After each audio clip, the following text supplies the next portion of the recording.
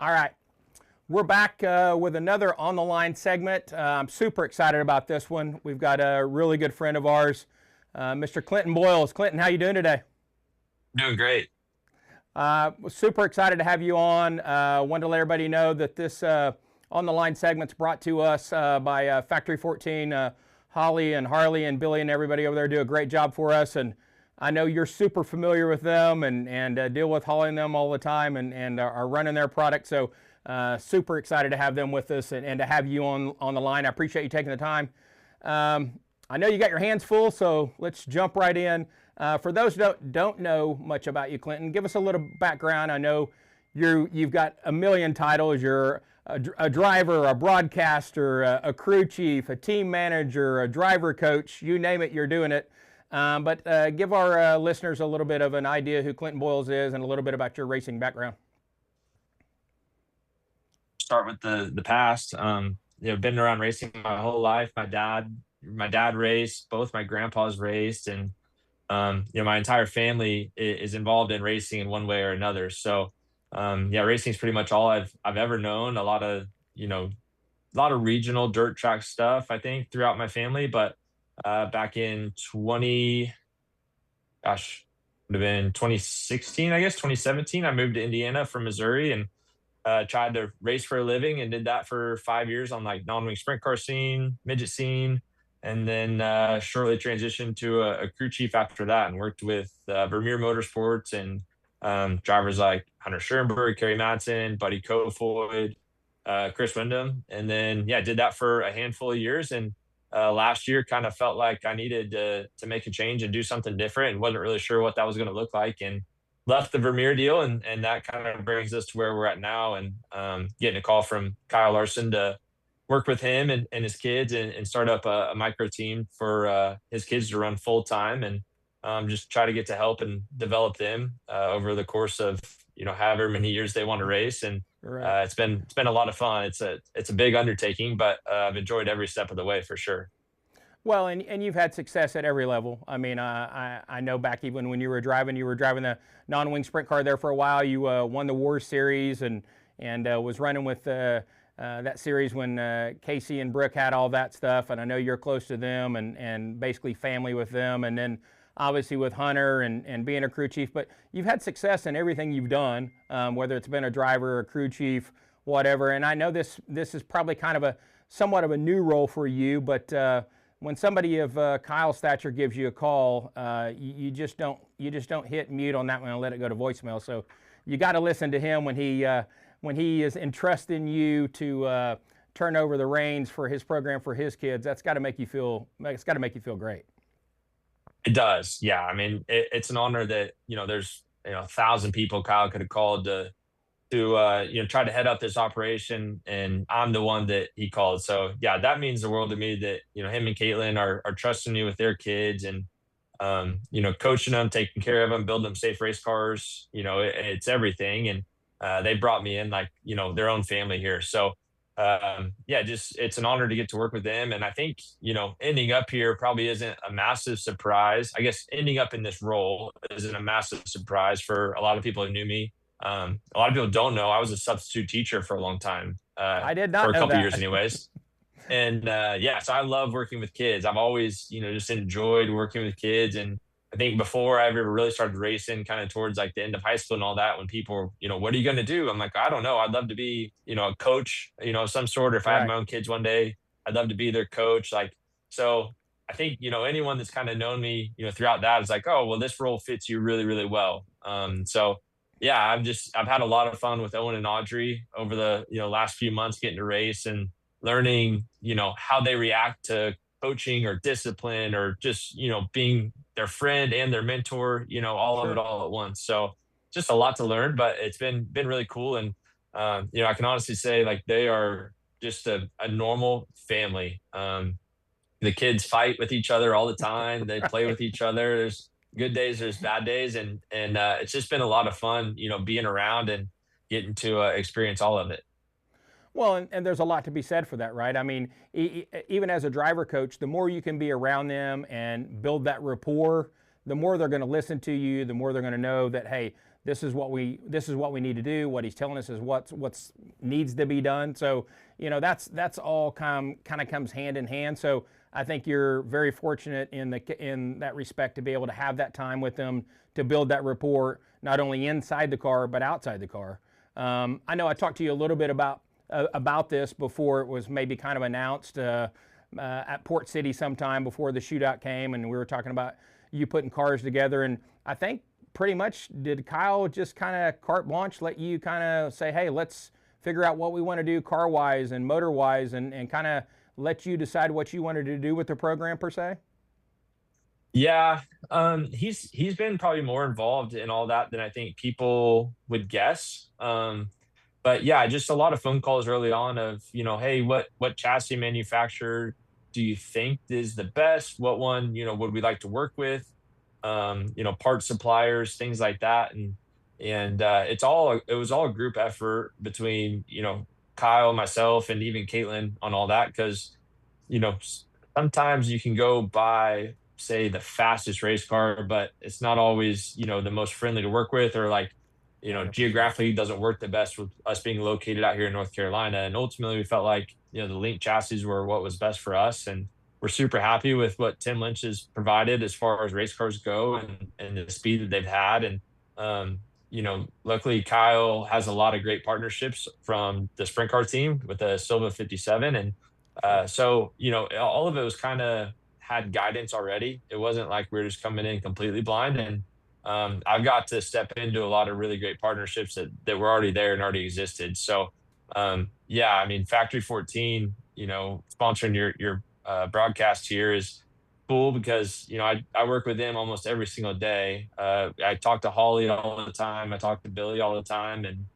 without them, we wouldn't have our race team. That's for sure. They've provided us a lot of really good race parts and got me stuff last second when I was like, oh shoot, I forgot this or whatever it is. So Right. just yeah, I mean, partnerships are, I think, the biggest thing in the sport. And yeah, luckily that I can have a lot of really good ones. And I think it kind of goes, you know, even beyond Kyle calling me, but when Kyle calls a company or, you know, whatever, whoever that may be, and says, hey, you know, we want to choose you to, you know, be the person that you know, provides us race car parts or whatever it may look like. I think that's an honor for them too. So it's just A cool to million get to percent. see, you know, people really step up and try to put their best foot forward so we can go out and have the best race cars and win the most races.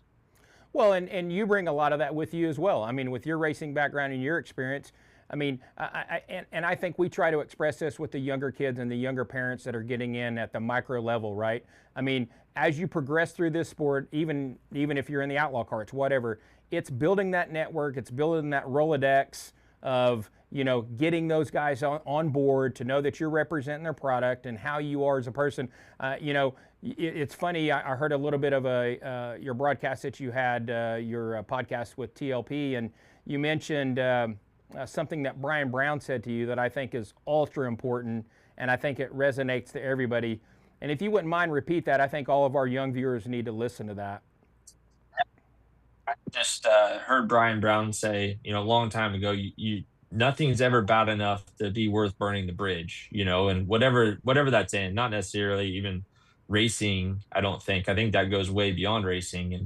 And I don't know why that stuck with me, but I'm so thankful that it did. And I can honestly say I've never left a situation where I felt like, you know, I burnt the bridge or I wanted to have the final say or whatever to make me feel better. It's just not worth it because everything, you know, seems to circle back around, especially in this sport.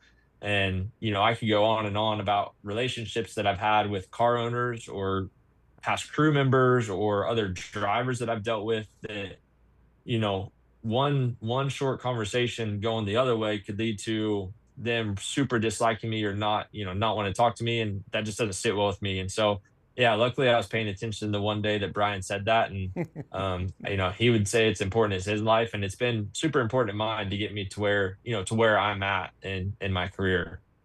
Well, 100%. You know, in our racing world, especially in the dirt world, you can lose perspective and think it's a big platform, but it's really not. It's a tight knit group. It's a family group, and everybody knows everybody. So, you know, it's kind of one of those things, and we try to pass that along to our kids that we talk about on the low level for the micro stuff. Like, you never know who's walking through this pit area. You know, how you represent yourself is how you're going to represent your partners. So you've got to learn at a young age to try to, I know we're all super, super competitive and everybody wants to win, but at the same time, you have to understand that you're, and I hate, it's a cliche, but you are building a brand. What you put out is what people see.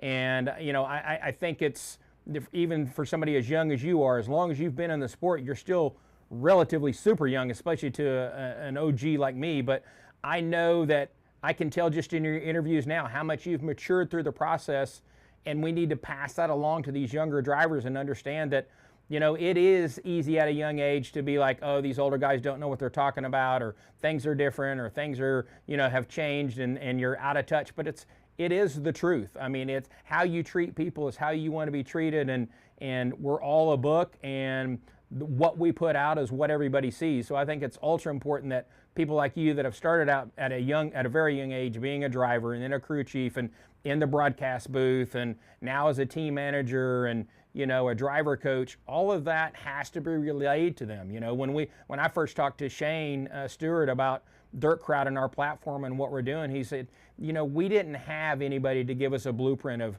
how we needed to act, what we needed to do, how to engage with sponsors and partners. So I think, you know, especially younger guys like you that are getting in and now are in different roles in the racing community, they need to hear that. They need to understand that this is how you do it. If you want to do this as a career, and we're ultra lucky right now because I think sprint car racing's better than it's ever been. Everything's competitive, the midget world, the micro world, but we are all trying to achieve the same goal. But everybody needs help. Everybody needs sponsors. Everybody needs support. And I think we can't reiterate enough how much you are a direct representation of those names that are on the side of your car, or the hat that you wear, or what's on your fire suit. How you act portrays them in a way, and I think that needs to be expressed more often. I'd agree with you more. And I think, you know, I kind of grew up in a weird time frame where, you know, we didn't have that much technology when I was growing up. It all kind of came around even after I was getting out of high school. It seemed like social media, I see my post that I made, you know, gosh, from like junior and senior year, and it's like, what were you doing? You know, like, Right. just didn't make any sense. I wasn't using social media in the right way, but no one really knew what they were doing back then. And so now, being in the digital era to where everything is documented, it doesn't go away, it's out there forever.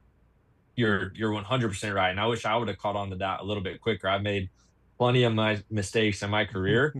We all And have. yeah, now, you know, now you just got to be, like you said, ultra conscious of your actions, because there's always someone looking, there's always a camera out. You know, you can't afford to slip up in those moments. And exactly like you said, you're a direct representation of you know, your sponsors, your car owners, your friends, even your family. Like, Yep. it goes way beyond just your own actions. And I do think an important thing to add to that is that if you do make a mistake, I don't necessarily think it's the end of your career, or, you know, just completely tarnishes everything. You have to work really, really hard, you know, 10 times as hard to try to, you know, get back in good graces or whatever that may look like. And I know, you know, exactly what you're talking about. Um, I had a night where, you know, things didn't go well, and I was really upset with someone. And you know, I spun a guy out. It was as simple as that. Like, just blatantly drove through him, spun him out. And about a year later, I needed a ride, or didn't have a ride, and was wanting to run a race. And I called Flea Ruzick, and he was so respectful in saying this, but he was like, man, honestly, I saw how you acted this one night, which was the night I spun the guy out. And he's like, I don't care to ever put you in my race car. I'm just not going to have anyone that acts that way in my Right. race car. And I'm so thankful that he was like that blunt about it, and just wasn't, Right. he could have said, no, no, thanks, and never explained why or anything, but he was so blunt. And it was like, that was another massive eye opener in my career of like, wow, you know, people don't forget. It's a small community. Everyone sees everything. Even if you think Right. no one's watching, someone's watching.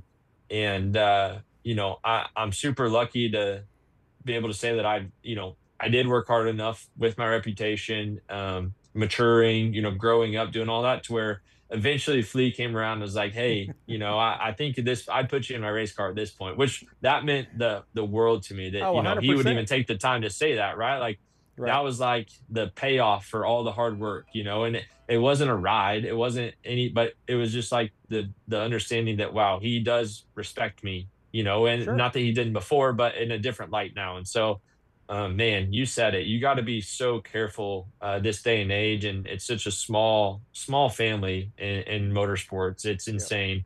So yeah, just man, especially myself now under a huge microscope with just walking around the racetrack with Yeah. Kyle and Caitlin. There's eyes everywhere. Yep.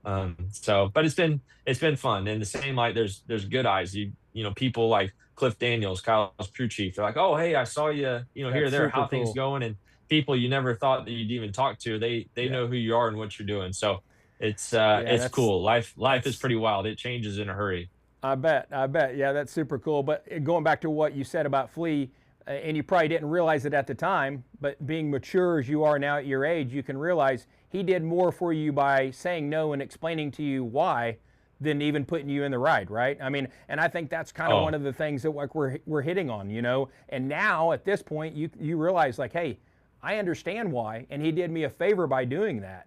I think that's super. I think those are the stories. I think we need to be expressing more, and people need to understand that. And we're all going to make mistakes, but it's how we handle it and what we do about it later. And are we man enough to go back and apologize? Because to me, that's half the battle, right? It's not we're all going to make mistakes. We're all in the car, outside of the car, whatever. But man to man, it's how you handle it afterwards. And if you're big enough to go apologize and say, "Hey, I was in the wrong," to me, that's worth more than what happened, because we've all been there. We've all done those. We've all had those mistakes. But it's how you handle it going forward. And I think that's in response to your story with Flea. That's exactly how it happened yeah, with him. and it's tough to talk about your failures, right? And you Oh, brought it sure. up, so I'll mention it. But like on the podcast I did with Tony Laporta, the couches that made us, Yeah. I just opened up completely about my failures and how my failures created successes because I wasn't willing to give up or quit or give in. Like you can fail, but that doesn't mean you're a failure. I think that just Right. gives you an opportunity to succeed again. And so, yeah, it's tough. Like you don't hear a lot of people talk about, man, this negative thing happened, but you can follow a negative up with a positive, and that's kind of that story with Flea. Is like you nailed it. Like him telling me no and telling me why did more for me than I would have ever realized, because in that moment you're like, oh man, just a light bulb went on, and Right. worked really hard after that. And so it's just, yeah, that's a failure of a story that creates a success in life. And Well, I got a lot of those. I've done well, a lot hey, of failing over my lifetime, and I'm perfectly okay with that. I think it's natural. We all do, whether we want to talk about it or not. We all fail at times, a and million percent, and it um, makes you who you are today, right? I mean, and yeah, that's why I like. Yeah, I was gonna say I don't like being the old guy, but I am. But it makes me cheer for the Clinton Boyles, the Casey and Brooke Schumann. I tell them all the time when I tell Brooke, I said, I love you guys. I love your success because you cheer for them. Because, the older you get, you become a little bit more emotional, and you look at, how you guys have matured and come up. And with Billy and Holly at Factory 14, those are the people that I cheer for because they're in the industry, they're working hard. We've all made mistakes. But to see you guys mature and be where you are and in the roles you are now, i.e., back to where you are with Kyle Larson Racing now. I mean, to me, that makes me super proud.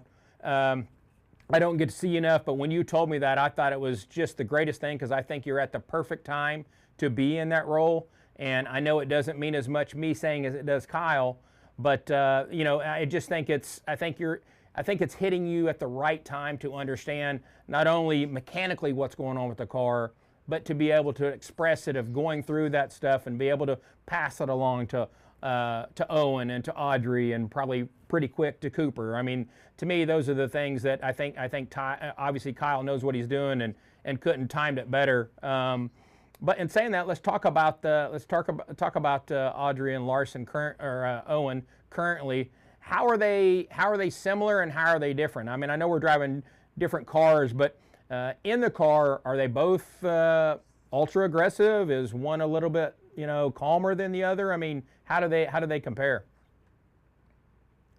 they truthfully couldn't be more opposite. As they're both, extremely talented. There's no doubt about that. Like that was super apparent from the first day I came and watched him race. But yeah, they're so different. Audrey is just on the gas from the drop of the green flag, and she's going to give you 110% and overstep, the limit a couple of times. She's going to make mistakes along the way and dig down and fight back from that mistake and just gas it harder. I mean, she's Sure. wide open, but it's amazing how she can create speed in a race car. The things that she doesn't even realize she's doing now, but she's doing are incredible. So it's a lot of fun to watch her. And she's a tough kid. Like she plays hockey also. And so Okay.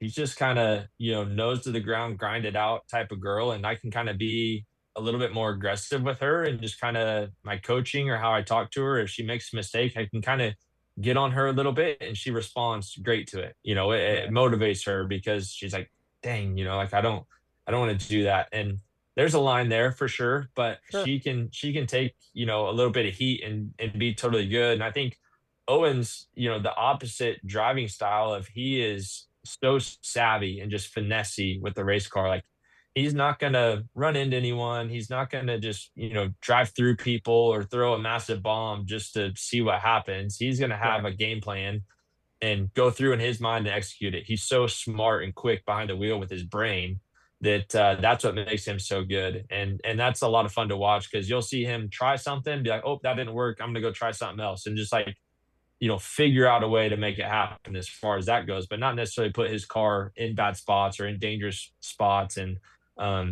get himself in trouble. So that's cool. And then like, the person side of that, Owen, I mean, he's hardcore also, but I think he responds well to a bit more of a uplifting, Right. conversation. If he came in and made a mistake, me yelling at him doesn't do anything productive for us as a team. So um, yeah, just talk to him, kind of uplift him, say, here's the mistake we made, but here's what we can do to be better. And let's focus on this next time we go out and it'll be great. And even in that sense, like you have that conversation with Owen, he's like, okay, yep, I understand, I got it, I'm good, and he'll go do it. It's totally good. Audrey, she wants to get out and sit down and watch film and study the race right after. She's not going to go Wow. run off with her friends, this or that. She wants to break the race down. Let's talk about it. Love I want that. to see it. I want to go through it. And then, okay, now time to go be a kid for a little bit before the next Right. race. But Right. just yeah, they're so different, but that's what has made this so fun is just learning, how you can talk to them or push them or, how to get the best out of each of them. It's been a learning experience for me. Well, that's what you have to do, a coach in any sport. I don't care if you're a baseball coach, if you're a soccer coach, if you're a driving coach, right? Kids are all different. And your responsibility is to try to get the best out of each one of them. And some of them do a little bit better with a pat on the back, and some do a little bit with you grab 'em by the scruff of the neck. I mean, it's just a matter of you as a coach, whether it's driving or football or whatever. Your job is to try to get the best out of them, and we all have different buttons to push. So that's what I think would make you perfect for this situation is knowing how to respond to each one of them, what they respond to, and them making them better. But yeah, obviously they both got fantastic genes. I mean, you can't doubt that. I mean, when your dad's Kyle Larson and your uncle is Brad Sweet, and I'm not so sure Caitlin couldn't drive a 410 car if you let her.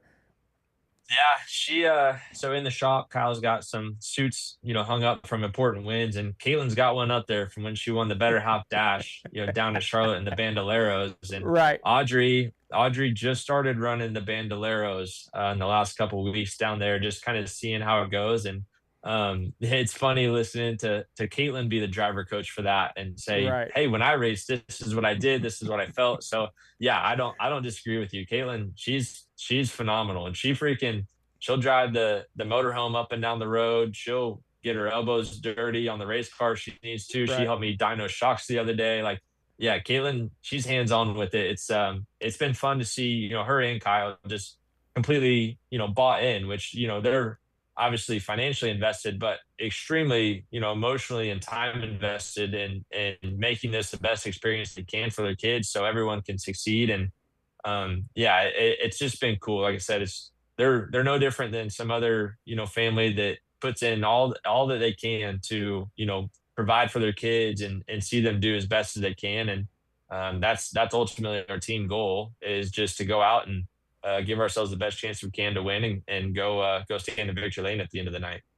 Yeah, I think if I had to say what type of driver Caitlin would be, I think she's going to be on the gas, no doubt. Yeah, I think yeah, you'd be building a few definitely. cars and ordering some more parts. But I teased Shane Stewart about that, because Jen, they had a powder puff last year, and she won the powder puff. So I was telling Shane, I was like, well, Jen's the one I need to get on Dirt Crowd and I need to do the interviews with. It's not so much you. You're just a track owner now. She's the one winning trophies. So, Yeah, and of course they've got Lane racing now. So, he's in the junior sprints at Port. So we got him on the Dirt Crowd platform, and I think he's going to be a little gasser too. He's fun to watch, and we've done a couple of interviews with him. So we'll have to get Owen and Audrey on and get their perspective on mom and dad and you and the whole racing program. But I just wanted to bring you on and kind of talk about that. And then also, how much have the micros changed now with you being in them versus before when you were there? I know we talked a little bit before about, all the chassis choices and the motor programs and the shock programs. I mean, it's got to be a little bit fun for you putting that puzzle together and being mechanically inclined as you are, trying to fit that puzzle for those drivers and see what it is. I really like where they are right now and the options you have as a team manager to kind of put those pieces together and be fast, right? yeah, it's been a lot of fun. It's changed so much. I was just the other day talking to our other crew guy Carson here. He was talking, man, I don't even know what like a 4.7 shock is. I don't even know what that means. And I was like, man, that's crazy, because back in, when I was racing micros, we barely had adjustable shocks. It felt Right, like, there was right. there was no cockpit adjusters or anything like that. We had our radiators behind our head, and Exactly. just completely different ball game. Yeah, And yeah, so now, there's just so many options for a crew chief to play with, or whatever. It's honestly a bit overwhelming at times, and sometimes you wonder, am I just doing too much? Do I just need to let the kid go out there and earn it on their own? Let them drive right. it. But yeah, it's been cool. Like we kind of talked about before, Kyle has a lot of great partnerships already in place. So just kind of stepping in and getting to work with Willie Kane at FK has been really, really cool. I've worked with a lot of great FK shock builders over the years Sure, of me sure. racing, but getting to work with Willie himself has been really neat, and just hearing different ideas on things that he might have versus what I have, and kind of what they do on his side of the country versus what we're doing over here. And then yeah, you talk about chassis. There's a million different ones, and so just man, 1,000 puzzle pieces that you're constantly trying to rearrange in place, and put a really good picture together there, and be able to go have the best race car possible, and put a lot of pressure on ourselves to do a really good job. But ultimately, especially with the link chassis, we're all so new, and pretty much just Right, us in factory 14, at this moment, right, are running them week in and week out. And so just trying to collect as much data, trying things, some are good, some are bad, but if you don't try, you're not going to learn. So yeah, we just tested this a couple days ago and tried a few kind of off the wall things, and we're going to roll out tomorrow at Millbridge, with that off the wall package, and just kind of sure. see how it goes. But it's I'm appreciative that I have an owner like Kyle that's patient and is willing to, let us try things and do different things. And like Willie at FK, I can send him a shock on Monday, and he'll have it back to me on Wednesday of a completely different idea of what we might want to try.